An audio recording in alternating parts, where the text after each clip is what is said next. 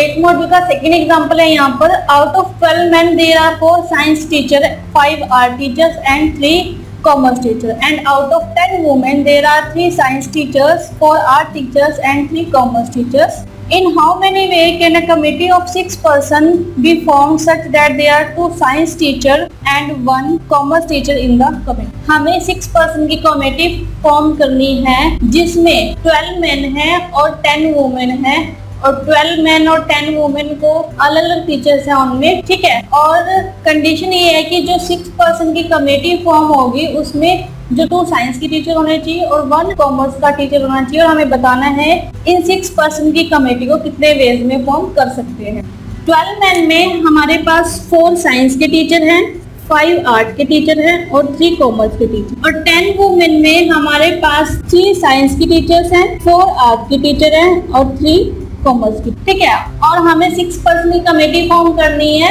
जिसमें 2 साइंस की टीचर है और एक कॉमर्स का टीचर है, ठीक है। अब हमें पता है कि हमारे पास 4 मैन है साइंस के टीचर और 3 वुमेन है साइंस की टीचर, तो हमारे पास टोटल जो है वो 7 साइंस की टीचर है, ठीक है। ऐसे ही हमारे पास कॉमर्स के 3 मैन टीचर है और कॉमर्स के 3 वुमेन टीचर्स है, तो हमारे पास टोटल 6 कॉमर्स की टीचर्स है। अब हमें कमेटी 6 पर्सन की फॉर्म करनी है, तो हमारे पास 2 पर्सन होने चाहिए साइंस का और एक कॉमर्स का, तो टोटल टीचर है 7 साइंस के यहाँ पर, तो 2 एट ए टाइम है, तो 7C2 मल्टीप्लाई एक कॉमर्स का टीचर होना चाहिए, तो टोटल टीचर है यहाँ पर कॉमर्स के 6 और 1 एट अ टाइम है, तो 6C1 मल्टीप्लाई, अब कमेटी तो 6 पर्सन के, लेकिन यहाँ पर टोटल पर्सन है 2 एंड 1 3 पर्सन है, लेकिन हमें 6 पर्सन की कमेटी फॉर्म करनी है, तो हमारे पास 3 पर्सन और होने चाहिए, वो 3 पर्सन हो सकते हैं आर्ट्स के टीचर, क्योंकि कंडीशन ये है कि 2 साइंस के टीचर हो और एक कॉमर्स का टीचर हो, तो बाकी के जो 3 पर्सन है वो आर्ट के टीचर में से हो सकते हैं, यानी कि हमारे पास जो साइंस के टीचर्स हैं